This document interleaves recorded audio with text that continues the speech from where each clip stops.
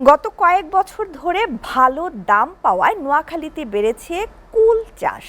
গত বছর জেলায় 94 হেক্টর জমিতে কুলের আবাদ হলেও চলতি মৌসুমে তা বেড়ে দাঁড়িয়েছে 114 হেক্টরে। কুল চাষের এই সম্প্রসারণ ছড়িয়ে পড়েছে উপকূলীয় উপজেলা হাতিয়াতেও। স্বল্প খরচে লাভজনক হওয়ায় কুল চাষে ঝুঁকছেন নতুন উদ্যোক্তা ও বিভিন্ন পেশার মানুষ। নোয়াখালী থেকে আব্দুর রহিমের পাঠানো তথ্যচিত্রে ডেস্ক রিপোর্ট। নোয়াখালীর হাতিয়া উপজেলায় দিন দিন বাড়ছে কুল চাষ। বিভিন্ন জাতের কুলের পাশাপাশি একই সাথে চাষ হচ্ছে বিভিন্ন ধরনের সবজি। অল্প বিনিয়োগে অধিক লাভ, তাই কুল চাষে আগ্রহী হচ্ছেন অনেকেই।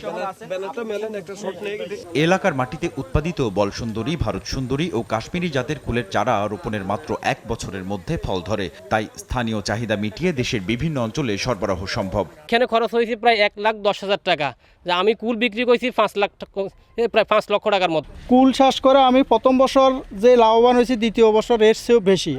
আমরা যতগুলো বাগান তৈরি করেছি তার ভিতরে কুল চাষে কৃষক যথেষ্ট সফলতা পেয়েছে। তো আমাদের যে কুল চাষ বড়টা, এটা অনেক লাভজনক ফসল। কুল চাষের পাশাপাশি একই জমিতে সাথী ফসল হিসেবে লাল শাক, মূলা, বরবটি সহ বিভিন্ন প্রকার সবজি চাষ হচ্ছে। এতে চাষিদের আয় বেড়েছে অনেক।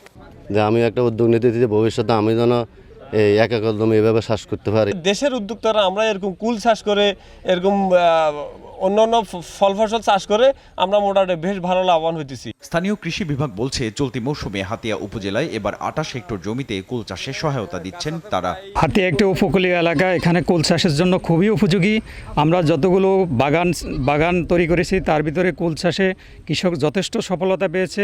আমাদের হাতিয়া উপজেলার 27 হেক্টর জমিতে বর্তমানে বিভিন্ন জাতের কুল চাষ হচ্ছে, বিশেষ করে বলসুন্দরী, ভারত সুন্দরী। উন্নত জাত ও মানসম্মত চারা নিশ্চিত করা গেলে আগামী দিনে এই এলাকায় কুল চাষ আরও বৃদ্ধি পাবে, এমনটা আশা করছেন স্থানীয় কৃষকরা।